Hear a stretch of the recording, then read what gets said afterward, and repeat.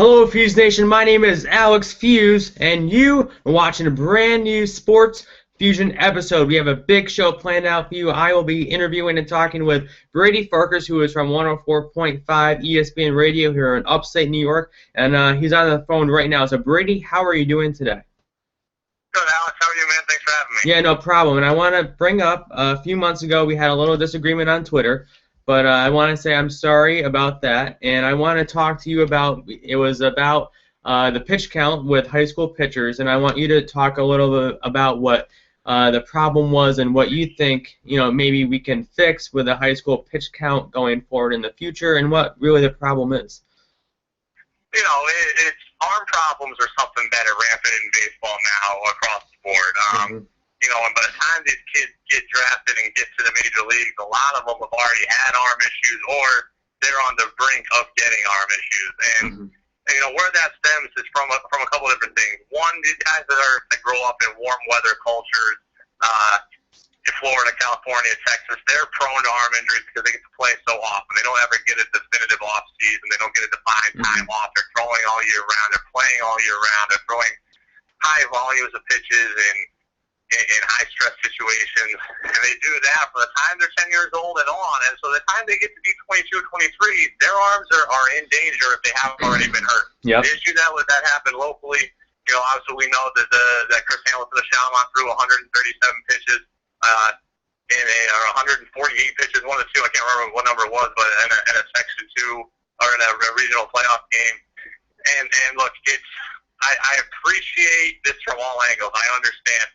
If you're the Schalmont coach, one, you want to win the game. Two, it's a senior. Three, it's your leader. It's your best pitcher. If you're not going to be able to win it, you want to be able to win it with your guy. You don't necessarily want to go to somebody else. I get that. From Chris Hamilton's perspective, the ultimate amount of respect for him as a competitor. One, you're the senior leader. You want to lead your team to victory. You don't want to put the ball in anyone else's hands. You want to take care of it yourself. I would have felt the exact same way at 18. I would have felt the exact same way at 22, and I feel the exact same way today. But looking at it from a bigger perspective, we got to take care of these kids' arms. And, I am sure, without knowing the Schalmont team like the back of my hand like you do, I am sure there are other capable people who can go get 3 outs, throw 1 inning in that situation. I mean, Schalmont had a big lead in that game. I think it was like 7-2 or something at the time. They didn't need Chris Hamilton to throw that last inning. He had over 90 pitches, almost 100 pitches through 4 innings. At that point, you're dealing not only with tired arm, but you're dealing with ineffectiveness. At that point, Chris Hamilton's a guy who's going to be a Division I outfielder. He's not a pitcher. He's not conditioned to pitch. He'd only pitched 4 or 5 games prior to that all season. So even if you thought it was okay for a high school pitcher to throw that many pitches, he hadn't been built up personally to deal with that workload. I threw 138 pitches my first start in my college career. It wasn't safe for me then, but at least I had gone through 6 months worth of throwing, running, and weight training to get my body ready to do that. And I didn't feel good for a week after that as it was. So, Dr. James Andrews is the guy when it comes to arm injuries in baseball. He said, the high school arm isn't developed to throw more than 90 pitches, and that's the guy I tend to believe. I'll give a guy 100 pitches to try to get through something, but 140 is just too much. Yeah. No, I do agree with you there, but I just want to defend Schalmont just quickly. Chris was built up as a pitcher going into the season starting in April. I do agree with you. He is not a pitcher, but he was built up not to throw 138 pitches. No one is supposed to throw that, but he was built up. It wasn't just we're putting our center fielder on the mound to throw 138 pitches. So, and then, what? No, that's I understand that too. But there's a difference between when you go into a season and you think a guy is going to be a pitcher and you get him ready through March and April and you throw bullpens. You start out at we'll throw a 15-pitch bullpen. Then we're throwing 30-pitch bullpens. Then we're throwing 45-pitch bullpens. And then we're throwing 60-pitch bullpens.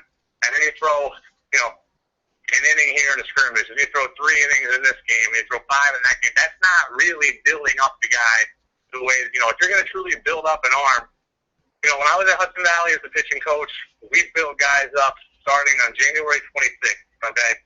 January 26th for a first game that was not until March 28th. And we're talking, we started a 15-pitch bullpen, We did that 2 times a week, and they were on the 15 pitches and 30 pitches. They were on the 30 and 45. Then we were on the 45 for a week. Then we were on the 60. Then we were on the 75. And then we were on the live, guys facing live batters. And then you get into the games, and that's how you build a guy up. It's hard to build a guy up for a month and a half, a little bit, and then shut it down so he plays the field most of the time and gets only a handful of innings going out. Your arm's just not conditioned like that. Your body's not conditioned like that. Mm-hmm. Okay, Brady, I want to change the subject now. We'll talk a little bit. Yankees right now, the Yankees won at a score of 9-0 last night. What do you think about this Yankee team? I know you are also on the Roger Weiland show now, Big Board Sports, from 10 a.m. to 12 a.m. on 104.5 The Team. I want to talk to you a little bit about that, and we'll talk Yankees baseball. So first, how do you think the Yankees are doing going forward this season? Oh, I think they're very, very average. I think they're in a multiple team race for the second wild card. I don't think the Yankees are a team that's going to get in the playoffs. I don't think they should make any moves drastically to try to get into the playoffs because the Yankees are finally at a point where after this year they can shed some of those big money contracts and some of that age. Yeah. And they can be done with CC Sabathia. They can be done with Mark Teixeira. They can be done with Carlos Beltran. They're getting towards the end of Brian McCann. Getting towards the end. So there's about 2 years left to Chase Headley after this. But they're a team that should finally start to get younger. They should focus on towards the future rather than doing anything drastic just for the hopes of the second wild card spot. Because even if they get it, they're not a team that's built to win the World Series. They should trade Carlos Beltran. They should trade Aroldis Chapman. And they should start there. Okay. So like you just mentioned, trading Chapman, do you think Chapman is the most likely out of the three? I think so. But do you think Chapman is the most likely to go out of the three from Betances, Miller, and him? Definitely. They should not trade Betances under any circumstances. Betances has 3 more years under team control. He's arbitration eligible for the next 3 years, so he's going to get a significant raise in each of those years, but he's still under team control. Andrew Miller, after this year, has 2 more years of team control at a very affordable $9 million a year. Chapman is a guy who's a free agent at the end of the year. So if you trade him now, you go out, you get a couple of assets in return. They probably won't be great because teams aren't looking to give away top prospects for rental players.